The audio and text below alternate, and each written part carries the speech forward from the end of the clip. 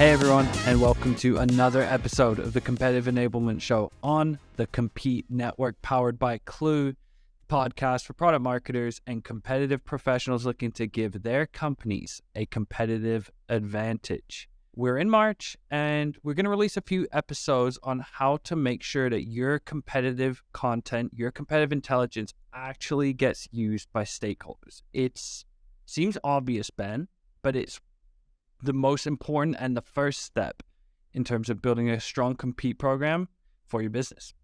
That's right. And we brought on for the first guest of the month, Mr. Pat Wall. He's the head of competitive intelligence at Imperva. And we broke down adoption a couple different ways. We talked about how adoption on the one hand is making good content. So we talked about what that good content looks like, some of the best practices from his experience, but it's also about accessibility, right? All the best content in the world, if you can't find it at the right time, is not going to get used. So we talked about that. Pat shared that he recently presented at his sales kickoff, and his session on Compete, he actually had two sessions. He admits, Compete sessions at the SKO, sometimes they're, the end of the day. They're the Friday afternoon, and they're not very well attended. This one, however, Adam, it was the second highest attended session of the kickoff. Apparently there were hundreds of people on their feet screaming, and he actually did a really cool trivia game that got everyone involved. So really just talking about not just like the nuts and bolts of adoption, but some of the sort of hacks, some of the ways you can make it fun and make people engage. So it was really cool. Yeah, you always got to be creative to get your stakeholders invested in what you're doing and the competitive intel you provide. Also, I'll note, Ben lived out his boyhood dream as special guest host this episode. I'll give a little inside baseball here for the listeners. I may or may not have spent the past 4 days moving in a snowstorm, pretty much getting multiple cars, vehicles, trucks out of snowbanks, a run-in with a TELUS installation incident, and all that to say, I was unavailable. These things happen, and Ben came in to the rescue, and I think might be taking my role. The training wheels were off for sure. I've been in this comfortable position, not having to actually be front and center for a while now. So it was, it was interesting. I hope it turned out well. Pat can talk shop all day, so he taught me a lot. I don't know if this is going to be a permanent thing, Adam. I think I kind of like my perch back here, but it was a lot of fun. The show must go on, right? Like the show's got to go on, and that's what we did. The show went on. Ben, thankful for that, and listeners, I hope you enjoy a new host for this episode. Let's get into it. Let's get into the conversation with Pat. I am joined by Pat Wall. He's the head of competitive intelligence at Imperva. Pat is a friend of the show, a must follow on LinkedIn. He's one of my favorite follows on LinkedIn. And as a result, I consider him one of the utmost sources of knowledge and wisdom in the compete space.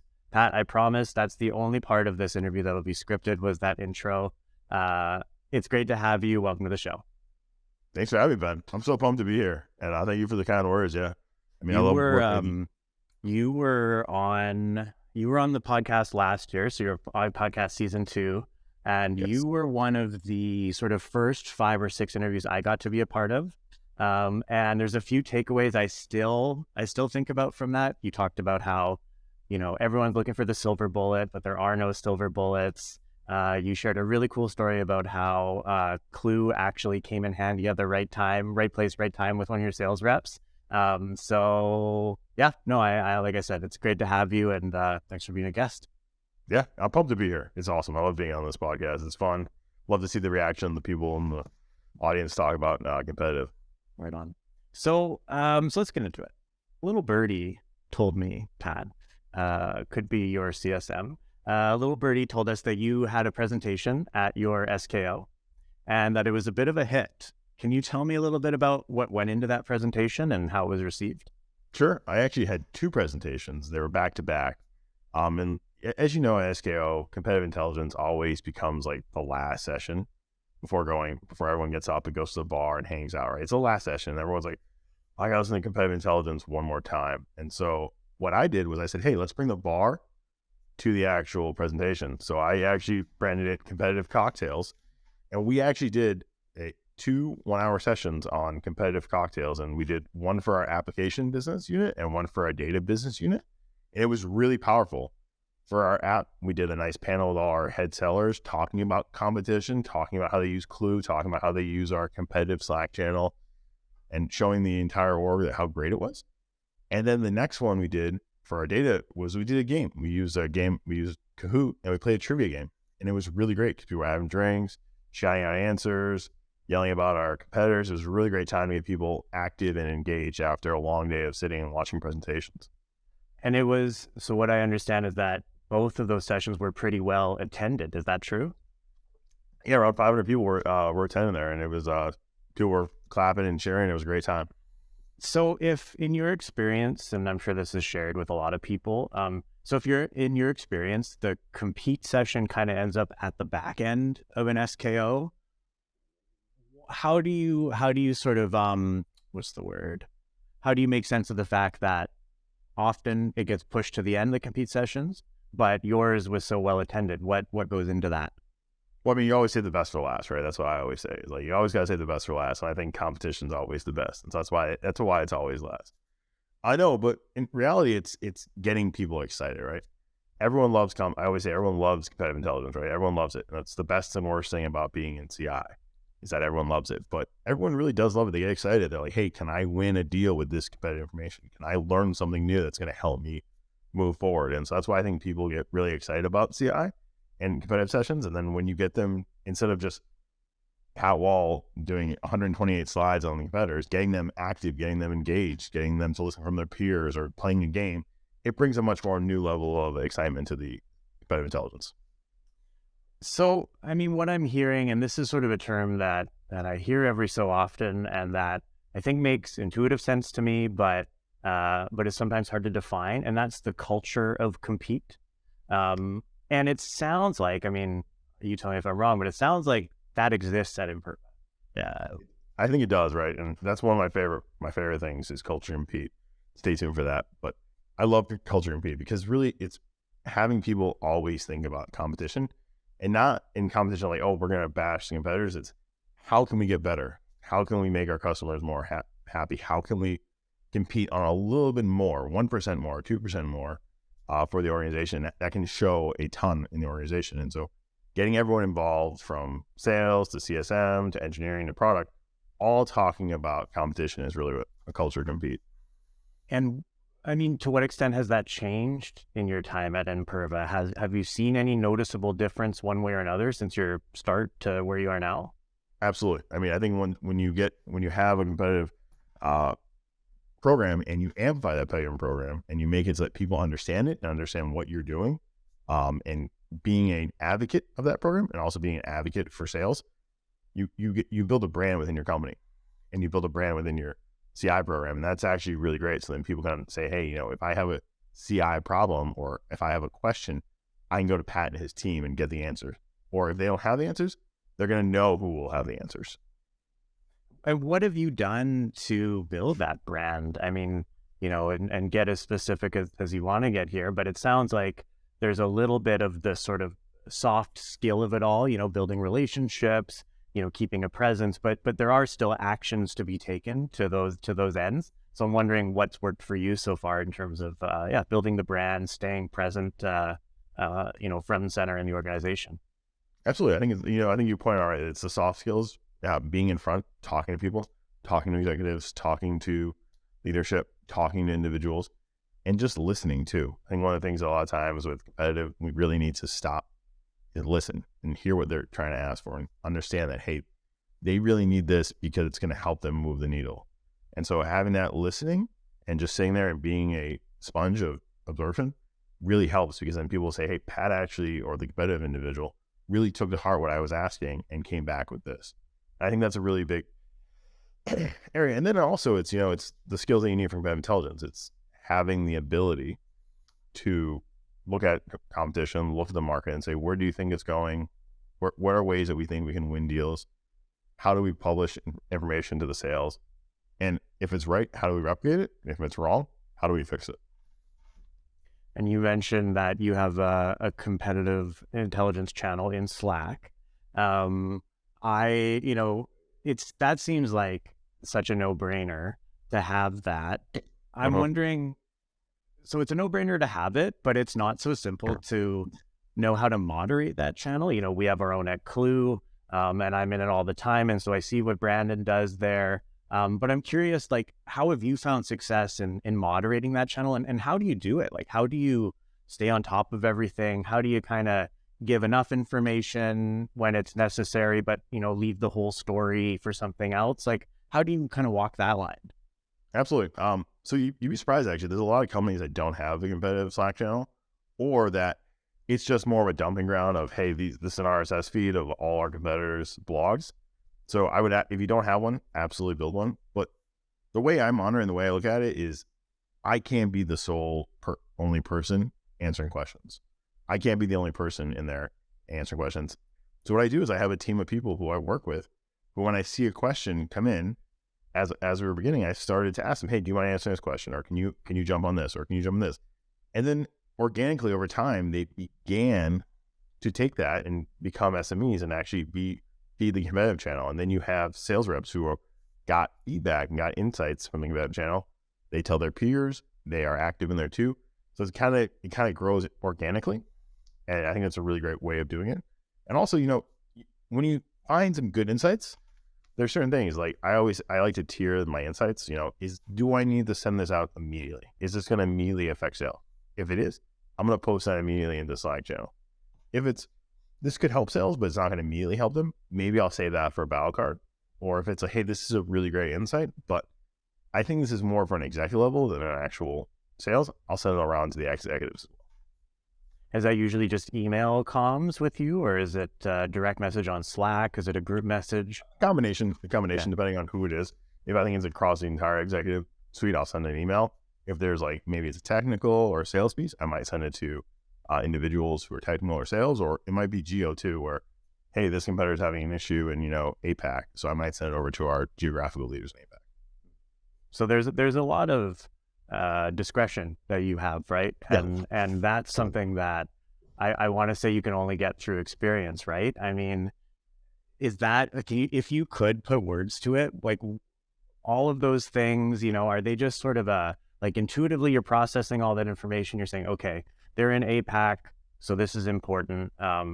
This information's urgent, so I'm going to send it now, even though the information's imperfect. Is that just kind of for lack of a better word, touch and feel with you? Or have you developed best practices that you could teach to someone if they were saying, Pat, teach me your ways? Yeah, I think I kind of developed best practices, and I think it's more of just, hey, these are the steps that I take when looking at information. And I think it's kind of those steps that help out when people understand it. I think over time, though, it's experience, right? It's doing this for many years, and there's many times where I didn't send the right thing, or I didn't send it fast enough, or I waited or I sent it too fast. So there's a lot of times where I didn't do it great. And then you learn from that, you fix it, and you change. So do you know the expression burying the lead? Can you explain a little bit more? Yeah. So burying the lead is a term in journalism when the most important part of the story, instead of putting it right at the start, you actually put it down below. Mm-hmm. And that's exactly what I've done for this episode, because really what we're here to talk about is adoption, and specifically adoption about compete content. And, certainly the culture of compete has something to do with that. And so I want to get in a little bit specific about the adoption, but I'm going to ask you another high level question, because Lord knows I love the high level question. And it's a bit of a philosophical one. It's like chicken and the egg. What comes first, the compete content or the culture of compete? That is a good question.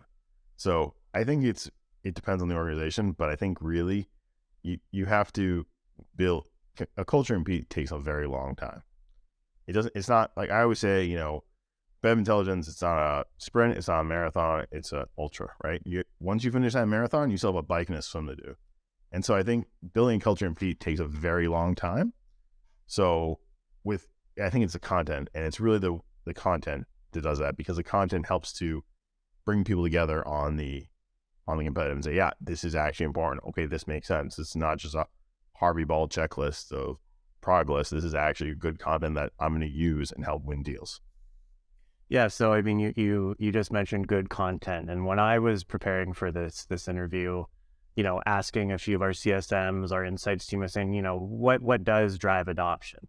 And one thing that came up was, good content leads to high adoption rates. And I thought, well, okay, that's maybe glossing over some of the important details, but point taken, right? Good content, if it's received well, it's going to be used more, and that's going to start a bit of a snowball effect. But I'm curious to you, what does good content even mean? Yeah, and absolutely. And to that point, good content doesn't always mean it's going to be used, right? So, I mean, you can have the best content in the world, but if the sellers don't know about it, if PMMs don't know about it, they're never going to use it. And so it's really having that adoption. But what I look at good content is it fits the need of the individual when they need the content, right? And so what I say to that is, like, I usually focus on sales. I used to be in sales, so I focus on sales for some of my content for battle cards. And so for that, it's very simple. I make it very simple, very easy, because sales has a ton of information coming at them all the time. And so if they can quickly look at the 3 things to dismiss a competitor very quickly, then I find that as good content. And a lot of times sales will be like, yeah, Pat, that was great. I saw this information on the fly, and now I'm off to the meeting.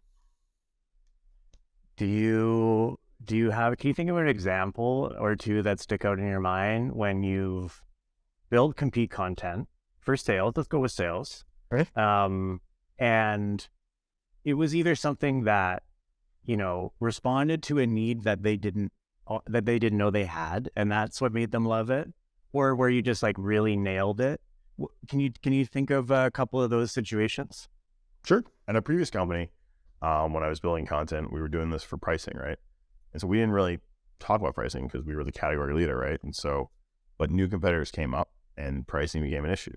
And so they didn't really know there was a pricing issue, but what I did was I started to build a competitive pricing in the battle card, and it was very powerful. And they were like, whoa, I didn't even think about this. Like, the reason why I might have lost this deal was price, not because of like something else. And it's like, so it was actually educating them on, hey, this is how you went on price because you were a category leader. You built the category for years. So you didn't really have to compete on price. Now there's 2, 3, 4, 5 different competitors. You might have to compete on price, and here's the thing. And it was really powerful to show them that. What goes into, like, so let's get granular, because I'm guilty of being high level all the time. Let's get granular. Pricing card. What does a good pricing card look like? All right. So when I look at a good pricing card, I look at it, I like to educate them on what products are we pricing, right? So like a lot of competitors have different products, showing them, hey, these are the products that are similar to ours, right? That we compete with. There's a lot of the ones out there, but these are the ones that are apples to apples, because you never want to price oranges and apples, right? You want to price apples to apples. And then next, it's giving them a ballpark range of, hey, this is what we think, or this is what we know the pricing is going to be, and this is why with these parameters. So if you're looking at, bandwidth, if you're looking at number of seats, if you're looking at wide differentiation, that we show kind of, hey, this is how you price on that nature. And then additionally, what we show them is how aggressive they are in discounting. Because right now you're seeing a lot of competitors be really aggressive in discounting because we're going into recession. A lot of companies are worried about, customer churn, new customers. So they're being really aggressive with discounting. And so we kind of show them, hey, in this process of a sale, this is the discounting that this competitor will do, and when they'll do it. We have competitors that will almost, do it immediately. They'll discount right away. We have competitors that will wait till the end to discount as well. So we show them when the actual discounting is going to happen with the price. That timing piece must just be so valuable for salespeople, huh? It is, like that's everything. And I mean, to me, my own words here, but to me, like that's such a good example of how I don't know. Okay, what am I saying here? That's such a good example of how like that piece is just so valuable that if you get it to people in the right way, there's no way they won't appreciate a card like that with that information, right? Like it's obvious. There's no like concept here. It's like, this is so clear how this is tactically useful to you. And I imagine that's not an easy nut to crack. So, I mean, good on you. Good on you. I failed many times at this, right? I've done cards where I'm like, oh, here's all the pricing of every single piece. Like, here's the price list. here's everything. I've done other cards where like they won't discount. I've done so many different cards where they've done where it's been poorly to the point where, finally I've got to the point where this is where I think, the best assets are for my organization. And every organization is different, you have to remember. So I mentioned off the top, that when I sort of did an unofficial survey of my team, good content is the content that gets adopted. But I drilled down a little bit more, trying to get a little bit more specific. And one thing they brought up is there's kind of two sides to this. There's the quality of the content, which is what you talked about. But then there's also the accessibility of content. So I'm wondering, do you have any, kind of tactics that you use for making sure that the content gets in front of the right people at the right time? So I call it just-in-time competitive intelligence, right? Like I want them to get competitive intelligence when they need it. So and that doesn't matter where they are, right? If they're in Clue, if they're in our Guru or HighSpot, if they're in Salesforce, I want them to have the competitive intelligence where they are, so they don't have to go to 3 different places to get it. If they're searching for stuff in our content hub, they can see the competitive intelligence there. If they want to go to Clue and go deep dive, they can do that there. If they're in a deal right in Salesforce typing in notes and they want the competitive intelligence, it can be right there as well. Or if they're like, hey, I'm in Slack and I'm just interested, it's in there as well. I want the competitive intelligence to be wherever they are, so they don't have to go, because the minute you have to go to a different page or a different website, you lose them. It's kind of like marketing as well, right? You don't want your marketing leads to go to a different website. So just as like that, you want the consumers of your content to be where they are.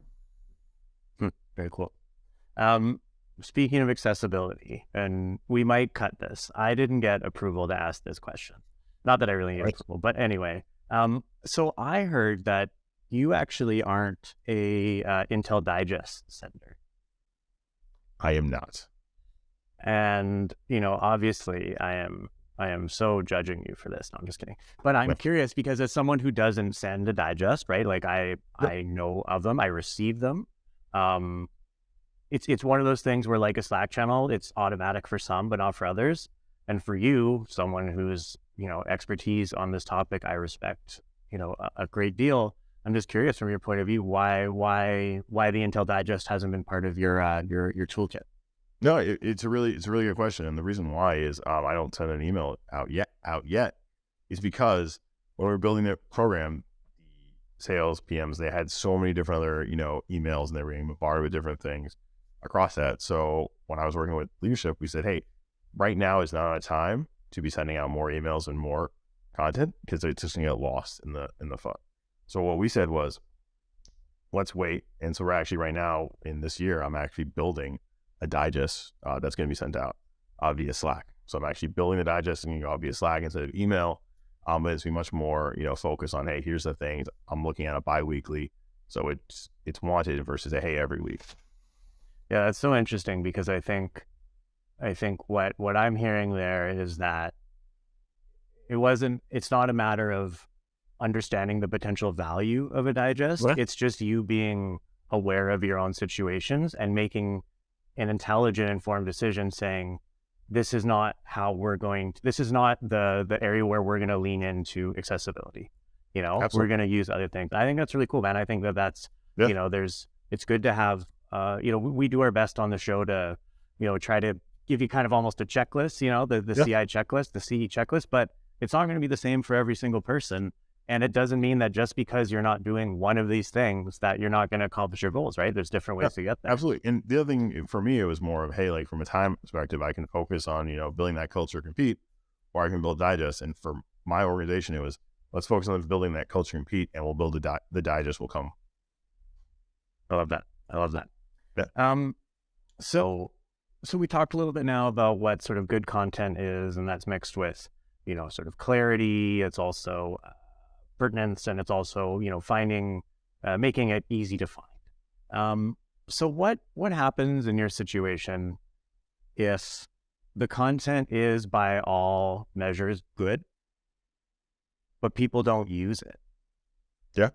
How do you, can you tell me about a time maybe when you built some content that you thought, like, look, this is good, and it's not getting used? Like, how do you assess a situation like that, and what do you do to resolve it? Oh, it happens all the time. All the time I build content that's not used, because I always forget that, hey, I'm a CI nerd, I'm going to build this great content. I'm going to push it out there and people are just going to come to it. And it's absolutely does not happen. You have to push it, and you have to push it a lot because, as I said, PMs and sales and CSMs, they have other jobs. They're not just sitting there waiting for, that new battle card. What they're waiting for is someone to tell them new battle card happened and telling them again and again and again, and doing an enablement session and doing a kickoff and doing more analysis in Slack and doing it more and more and more to the point where they're like, oh, okay, now it's here. And then they digest it. It takes a very long time to get that digested. What, so it, like, if you were to make an apples to apples, analysis here, and you're looking at, okay, well, in this case, if the content is equal and the adoption rates are different, like, what do you then turn to as what you need to do to bridge that gap? Sure. So, I mean, if it's apples to apples and the content's still not being used, that's when I go and I ask for feedback and I say, why are you not using it? So that's when I actually go and I talk to the sales, SCs, the BDRs, and say, hey, what's going on? Like, why are you not using this? Why are you not understanding this? And actually, what I do is I actually take some analytics and I actually figure out what groups are not using it within our departments and say, hey, okay, we're seeing a very high rate of usage in, APAC, or we're not seeing a very high rate of usage in CALA and EMEA. Is there a reason for that? Is it because you're not seeing this competitor? Is it because the competitor has a different, compete strategy? So I go out and I actually talk to individuals and bring them data and say, hey, you're not using this. Why are you not using this? How can we fix it? And get their feedback. And sometimes it's, hey, Pat, this is really good, but we're focused on this sales split. Or other times it's, hey, Pat, this is okay, but we tried it a couple of times. It didn't work out. And that's okay. And then I say, okay, great. And I say, well, what does work? How do we fix it? How do we change it? Bring in that feedback and make those changes on the fly. To what extent do you, like, how often do you send out, I don't know, like a survey versus have those conversations over Slack versus have those conversations, in person over Zoom? So I'm the type of person where I'd rather have a conversation in person over Zoom or in Slack versus a survey, because we all have so many surveys. It's like, how was this presentation? How was this? Can you show the survey? And everyone either goes 99999 or 101010 or 121212, right? It's on that side, right? And so I find surveys sometimes misguiding because we have so much other stuff to do. So what I do is I actually reach out to the people using it and say, hey, why are you using this, or why aren't you using this, or how can we change it, and actually have those conversations. And then I'll also get on, leadership calls too with their teams and say, hey, we have this new battle card. It's really great. What do you like about it? What do you dislike about it? Okay. I'm going to give you some Play-Doh to mold here. So sure. This is the hypothetical situation. You've landed in a new company. Let's call it, maybe let's not give it a name. All right. So you've landed in this new company. They have some compete content. You're not starting from scratch. Right. But let's say you're just a few steps above scratch. Gotcha. And I want to know, if you were in that situation, what are some of the short-term quick wins you would do to boost adoption? And then also, and I don't know if this is like a one or the other, if it happens at the same time, but what are some of the steps you would start to implement to also build that, that long-term culture of compete? Sure. Absolutely. So quick wins, it's having conversations with all the executives, all the leadership, having with ICs, and having a conversation around, hey, like, what are you using in the competition? What are you not? How do you feel about the competition? Should be doing a survey analysis of what they feel about the competition. And getting those tidbits of saying, what's good, what's bad. They'll tell you what's bad. They will always tell you what's bad about the competition, no matter how great your compete program is. And so it's taking those things and making tweaks to the program very quickly. It might be, hey, shifting it from a product focused battle card to a sales focused battle card. It might be, bringing in some pricing analysis. It might be, making it more technical for the SEs. Very quick wins that you can do really quickly to show them that, hey, this is going to be valuable. And then at the long term is building a cadence of have them enable you. I think competitive enablement is a really big thing, and I think it's probably one of the biggest things that we all sometimes as CI professionals we forget about. And I think having that competitive enablement strategy and making it so that people understand that you're here and you're a resource and you can learn and you can give them tidbits that's going to help them in a day job. And that's where I think that's when you start building that culture and people feel like, oh, I get this, or oh yeah, this competitor, we're gonna bring a team together. We're gonna attack this competitor. We're gonna go figure out what's happening over there, and bringing those people together. That's when you get that real culture of compete. One more question before we move on to rapid fire. Sure. Something that I heard from a few of our CSMs here was that executive buy-in to compete, that can have a really strong influence on adoption, right? I mean, if your VP is telling you need to look at this, you're going to look at it. So I'm wondering if you could talk a little bit about, not just the importance of that buy-in, because I think that's pretty well understood, but like, what can you do, someone in your position, to drive that kind of buy-in? Yep. I couldn't agree more. Executive buy-in is probably one of the most important pieces of information for CI. To get there is just you have to talk to your executives. You have to have conversations with VPs and executives, and they're just people, just like me and you. And so you really need to have those conversations and understand what is their pain points. It's like, guarantee if you can help solve their pain points, they're going to push you to their VPs and their directors and their sales, and they're going to help to push your brand and your competitive out there. And so that's going to be really powerful. And so when they bring you on their calls and they make it so that the other leadership sees you, and the PM leadership brings you on calls, all these different leadership brings you on and shows you, then the organization starts to say, this is important, culture, compete. It starts to build in there as well. Okay, it's rapid fire time. Let's do it.